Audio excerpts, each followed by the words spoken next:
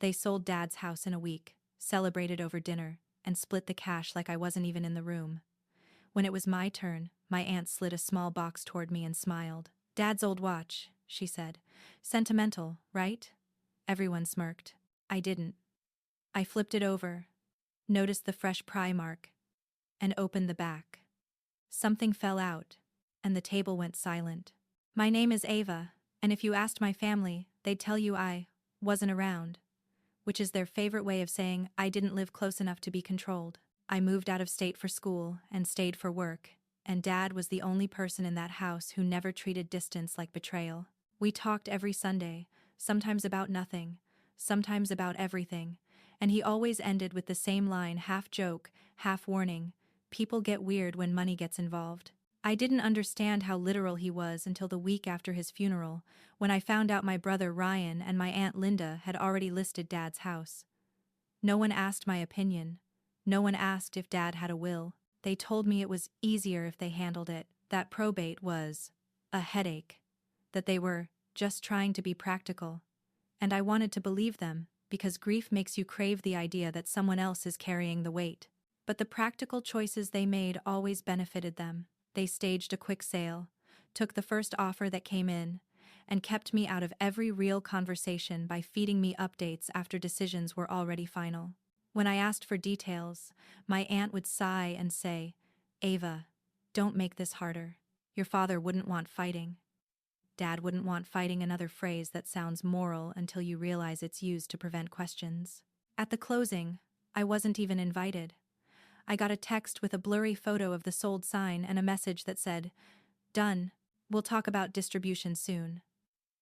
Distribution ended up being a family dinner where everyone acted like they were honoring Dad while doing exactly what he always feared. Ryan joked about finally being free of the old place. My aunt talked about renovations she'd managed. And when I asked why the house sold so fast, my brother shrugged and said, "It was just sitting there. You wouldn't understand." Then, when the money was supposedly already split, they handed me the watch, like it was proof they weren't heartless. Dad's old watch was something I'd seen on his wrist my whole childhood, scuffed and heavy, the kind of object that carries a person's habits, him tapping it when he was thinking, adjusting it when he was nervous, rubbing the face with his thumb when he missed someone but didn't want to say it. It should have felt like comfort. Instead, it felt like a consolation prize tossed to keep me quiet. The only reason I didn't lose it at that table was because something about the watch looked wrong, not broken, not dirty, just altered, like someone had opened it recently. And I remembered Dad's warning. People get weird when money gets involved. Then I remembered another thing he'd said, quieter. Once, when we were talking about family and trust. "If anything ever feels off, look at what they rush."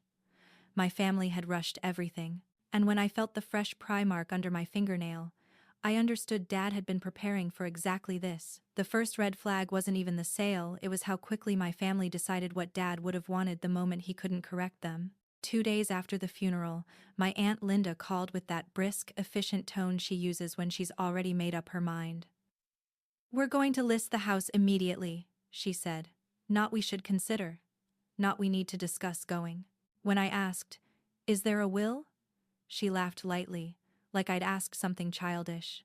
"Your dad wasn't that organized," she said, and the casual certainty in her voice made my stomach tighten, because Dad had been organized in the quiet ways that matter. A folder for receipts, envelopes labeled in his handwriting, passwords written down and sealed, everything tucked away where only someone patient would find it. Linda didn't sound like someone who looked. She sounded like someone who didn't want anyone else to. The second red flag was the language shift. In grief, people say I miss him. My family said the house. They talked about liability, taxes, market conditions, not letting it sit. And every time I tried to slow it down, "Can we wait a month? Can we at least go through his things?" They framed my questions as emotional sabotage. "Ava, don't be dramatic," Ryan said. "We're handling it." Handling it meant shutting me out. The third red flag showed up in the group chat they created without asking me. I found it by accident when my cousin screenshotted something and forgot to crop the chat title. Dad House Decisions. My name wasn't in it. That's not an oversight, that's a choice. When I confronted Ryan, he didn't apologize. He shrugged and said, "You're busy. We didn't want to bother you." Not want to bother you is what people say when they want freedom to move without witnesses. Then came the fourth red flag. Pressure to sign things I hadn't read. I received a DocuSign email with a subject line like, "Routine probate form," and when I opened it, it wasn't routine at all. It was a consent to proceed with sale and distribution language I didn't understand. I texted Linda asking what it was, and she replied instantly, "Just sign. The realtor needs it today." Today. Always today. "I'm not signing anything without my own lawyer reviewing it," I said, and there was a long silence that felt like a stare through the phone. Then Linda called and her voice was suddenly sharp. "Do you think I'm trying to cheat you?" she snapped. And the speed of that defensiveness made my skin prickle, because innocent people don't sprint to offense, they explain. "I think you're rushing," I replied. And she sighed dramatically. "We're doing the work while you're out there living your life," she said. "The least you can do is cooperate." Cooperate, another word that means comply. The fifth red flag was the money talk that started before anything was finalized. Ryan texted me, "Once we sell, I'm paying off my truck and getting a place."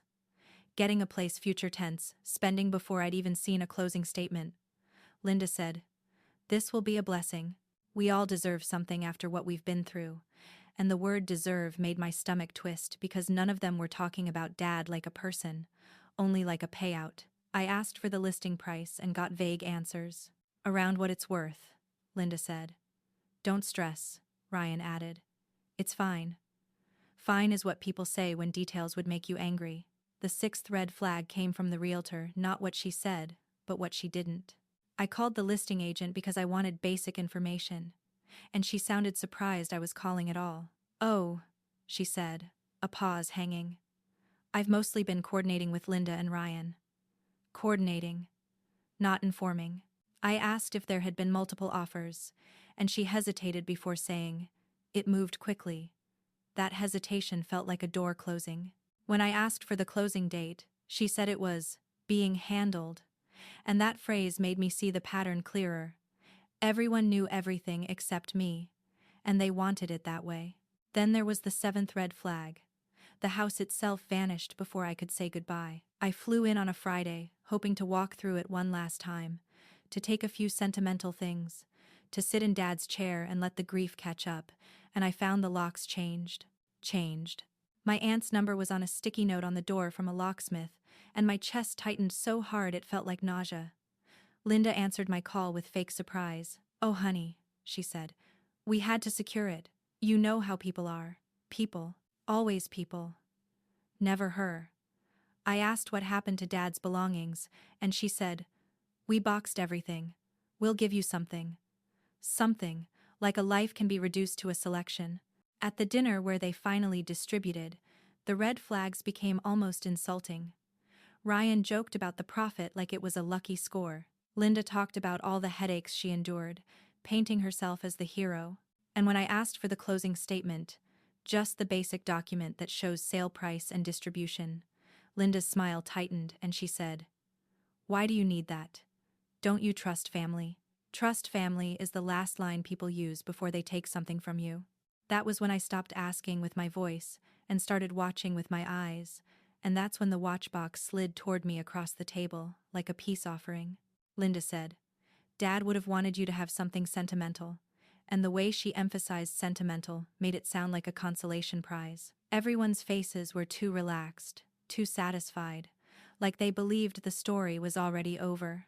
I picked up the watch, felt its weight, ran my thumb along the back, and my skin caught on a fresh pry mark that hadn't been there when Dad wore it. My heart thudded once. Hard. Because someone had opened it recently and it wasn't Dad. I didn't even get to ask about the pry mark before my family turned the dinner into a verdict. Linda clinked her glass like she was giving a toast and said, "Let's all be grateful we handled everything smoothly." And the word handled landed like a warning. Don't question the process. Ryan raised his beer and said, "To Dad," then added with a grin, "and to finally getting paid." A couple cousins laughed, uncomfortable, but nobody corrected him, because money makes people forgive ugliness they'd never tolerate sober. Linda slid a folder across the table toward Ryan and another toward herself bank printouts, I assumed, and then she pushed the little watch box toward me like it was an afterthought. And for Ava, she said, smiling too brightly. Dad's old watch. The table got quiet for a beat, like everyone was watching to see if I'd take the bait and pretend it was fair. Ryan smirked and said, "Classic. You always liked sentimental junk." I felt my face stay calm even as my chest tightened. "So, what did the house sell for?" I asked, simple, factual, and Linda's smile stiffened. "Enough," she said quickly. "The market's been good." I held her gaze. "Can I see the closing statement?" The temperature at the table dropped. Linda's eyes narrowed, and she tilted her head like I was misbehaving. "Why would you need that?" she asked, and the sweetness drained from her voice. "Because I'm an heir," I replied, still calm. Ryan snorted. "Heir," he repeated, mocking. "You weren't here. You didn't do anything. Linda handled everything while you were off living your life. Living your life like moving away was a crime." Linda leaned forward, palms flat on the table, and lowered her voice in that controlled, humiliating way that makes other people pretend not to hear. "Ava," she said, "don't start something you can't finish." I stared at her. "I'm asking for paperwork," I said. "That shouldn't be a problem." Linda's jaw flexed. "It is a problem," she snapped, then immediately softened, as if she remembered there were witnesses. "Honey, you're grieving. You're spiraling. Dad wouldn't want you obsessing over numbers." Spiraling? Obsessing. She was painting me as unstable in real time, so any question I asked would sound like paranoia. Ryan piled on, louder now, making sure everyone heard. "She's always been like this," he said, rolling his eyes. "She thinks everyone's out to get her." My cousin looked down at her plate. Another aunt murmured, "Just let it go." And that phrase, "let it go," hit like a punch because it wasn't advice. It was obedience disguised as peace. I didn't raise my voice. "I'm not letting anything go," I said. "I want transparency."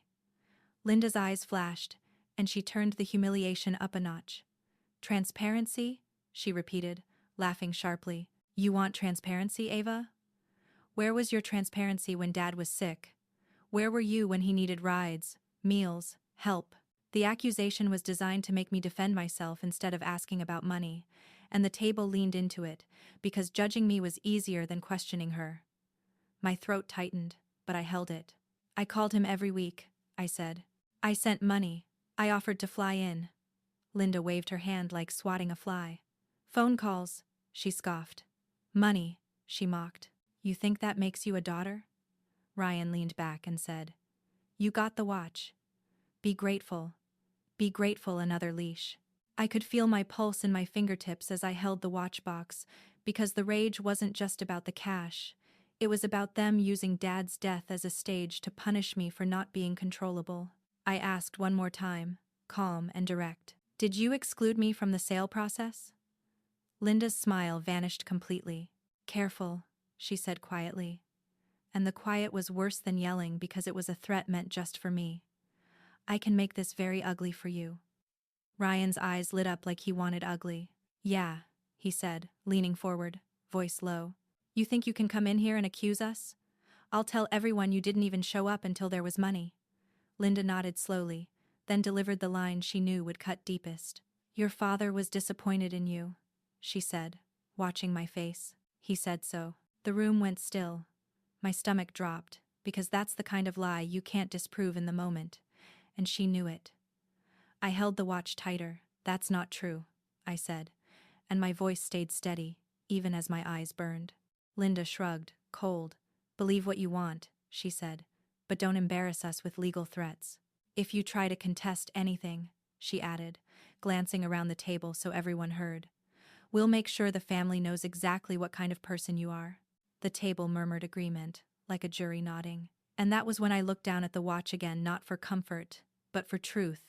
Because if they were willing to lie about Dad's feelings, they were willing to lie about everything. I ran my thumb along the back and felt the fresh pry mark again, sharper than before, and a memory surfaced. Dad, once handing me the watch after I'd fixed a loose clasp and saying, casually, "If anyone ever tries to take what's mine, they won't look in the obvious places." At the time, I thought he was talking about tools. Now, at that table, with Linda's threat hanging in the air and Ryan's smirk sharpening, I realized he meant something else. I flipped the watch over, found the tiny notch, and before anyone could stop me, I slid my fingernail under the edge and twisted. The back popped open with a soft click, and something small and folded slipped out onto my palm, something my family wasn't expecting because their confidence was built on the assumption that the story ended with me accepting the watch and swallowing my questions. The back of the watch popped loose with a soft click that somehow sounded louder than Ryan's laugh, and for half a second nobody moved because the room wasn't prepared for me to do anything except accept my sentimental junk and swallow my anger. Then a tiny, folded strip thinner than a gum wrapper, browned at the edges like it had been tucked there for years, slid out and landed on my palm, and Linda's eyes widened so fast it was almost comical, except nothing about her face was funny anymore. "What is that?" Ryan blurted, leaning forward like a kid spotting a prize, and Linda snapped. "Don't."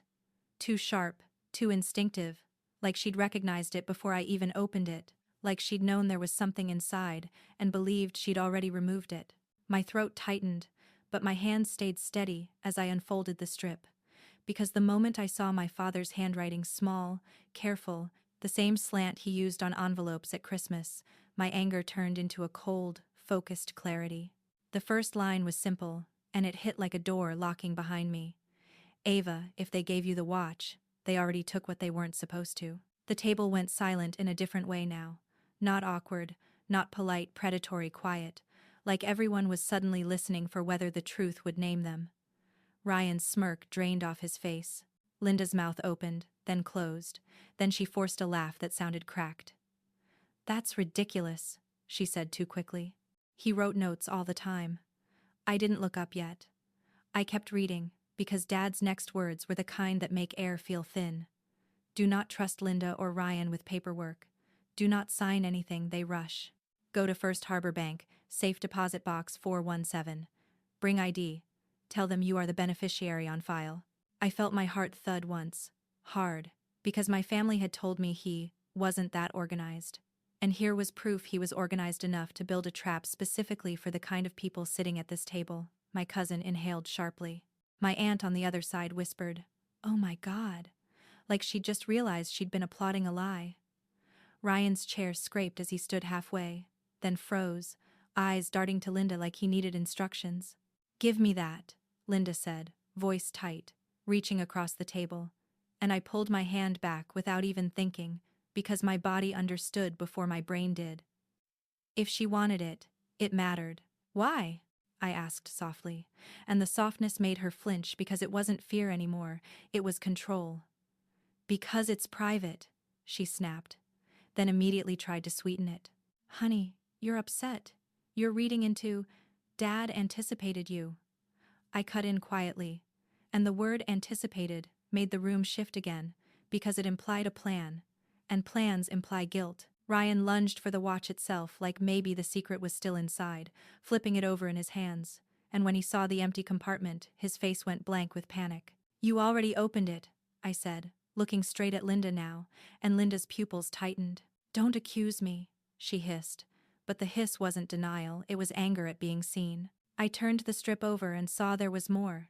2 lines squeezed in like he didn't have room for the full truth, but couldn't leave it unsaid. "If the house is sold without your consent, the sale can be challenged. Call attorney Mark Ellison. His number is in the box. Tell him, second hand." For a second, all I could hear was the blood in my ears, because second hand wasn't just a cute watch reference. It sounded like a password, a code phrase, the kind of thing you use when you know someone might be listening, and Linda looked like she knew it too. "This is insane," Ryan said, loud, too loud, trying to bully the room back into the story where I was emotional and they were practical, but his voice shook at the end, betraying him. "He's dead," he added, like death erased intent.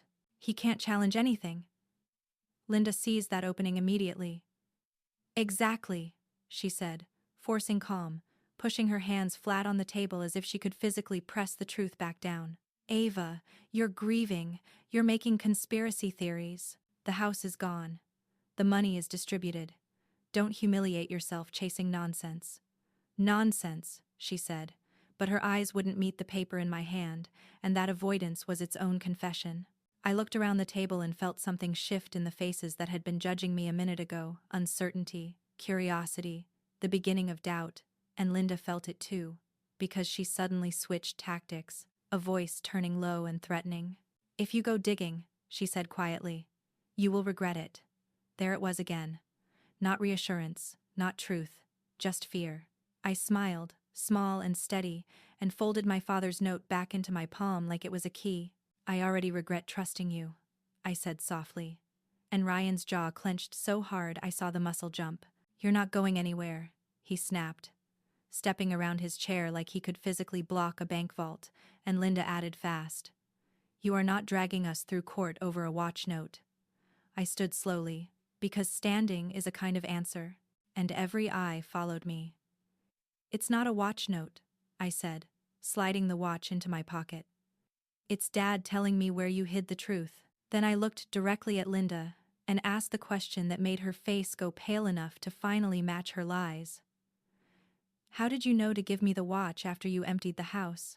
Linda didn't answer my question, because answering would require a truth she couldn't control, and instead she did what she always did when cornered. She tried to turn the room into a weapon again. Sit down, she snapped, loud enough for everyone to hear, like she was scolding a child. Stop making a scene. Ryan stepped closer too, positioning himself between me and the door like this was still his territory, like intimidation could stop a safe deposit box from existing. Ava, you're not doing this, he hissed. I didn't argue with either of them. I smiled faintly and said, I'm leaving. And that calm made Linda's eyes flare with panic, because calm means I'm not negotiating. I walked out with the watch in my pocket and Dad's note in my hand. And I didn't tell them where I was going, because people who rush you feed on information. The plan was already forming in my head in 3 clean hits, the same way it always does when I stop reacting and start building a record. Clue, documents, proof of deception. Hit 1 was the watch note itself, Dad's handwriting, the bank name, the box number, and the code phrase, second hand.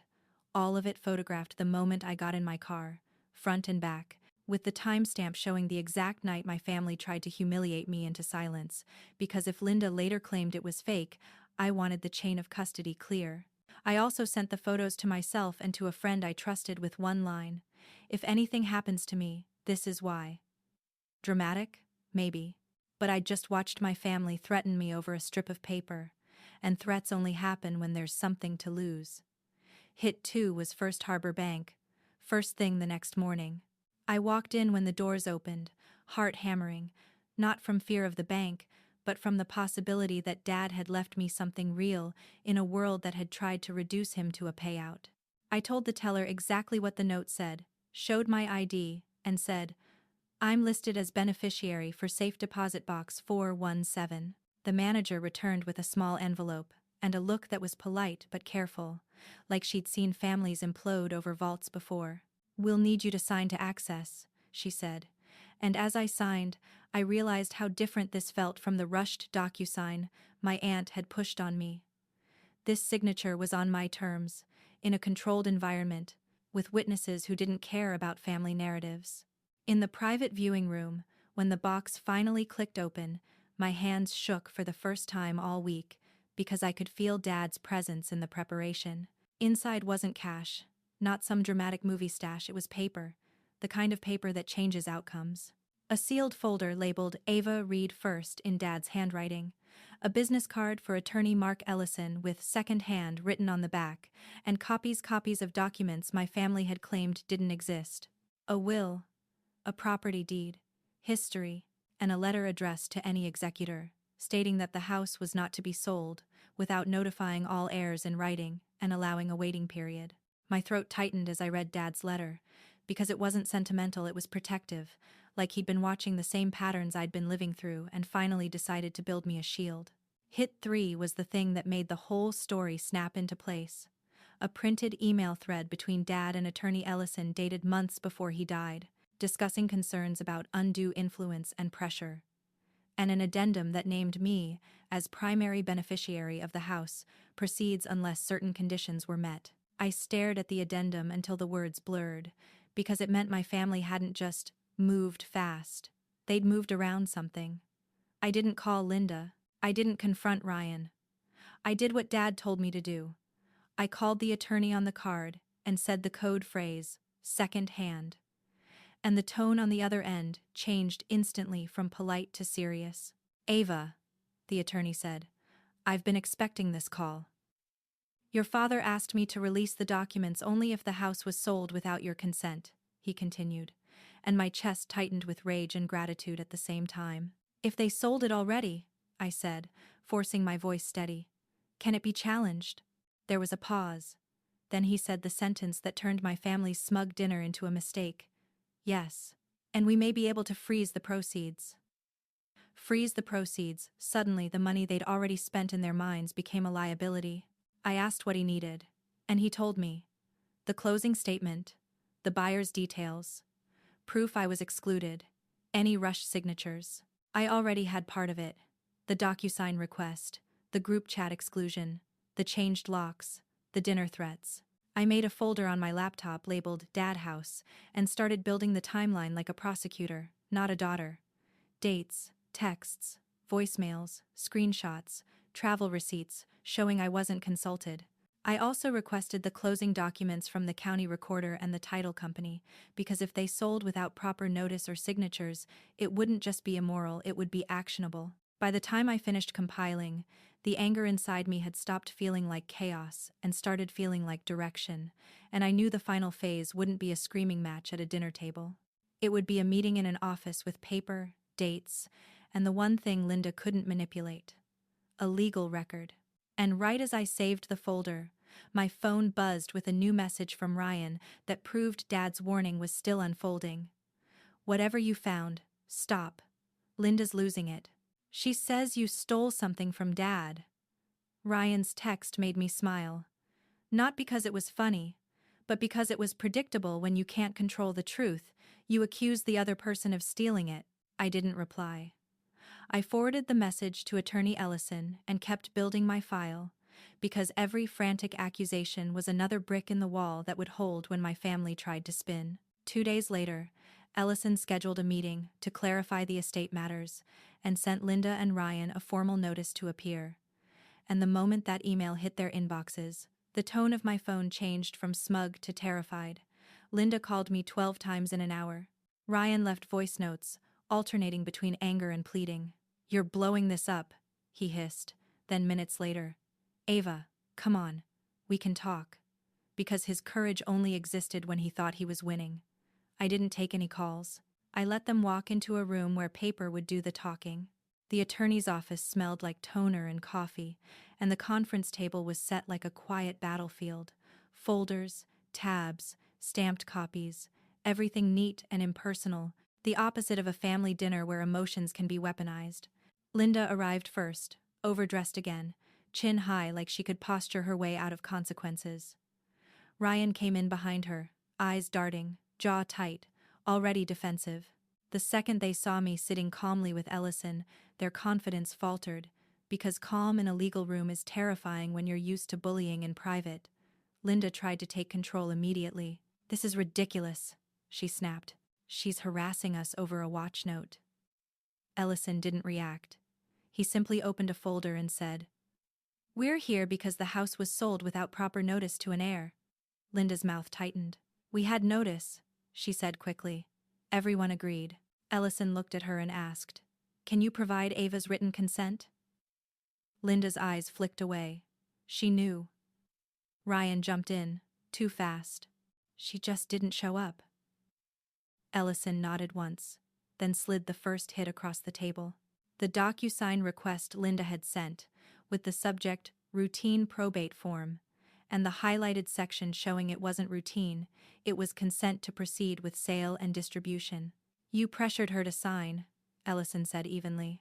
"She declined and asked for review." Linda scoffed. "She always stalls," she said. Ellison didn't argue. He placed the second hit beside it. A timeline of texts and call logs showing Ava's questions, Linda's urgency, the exclusion from the group chat, and the date the locks were changed. This establishes exclusion, he said. Ryan shifted in his chair, irritation turning to unease.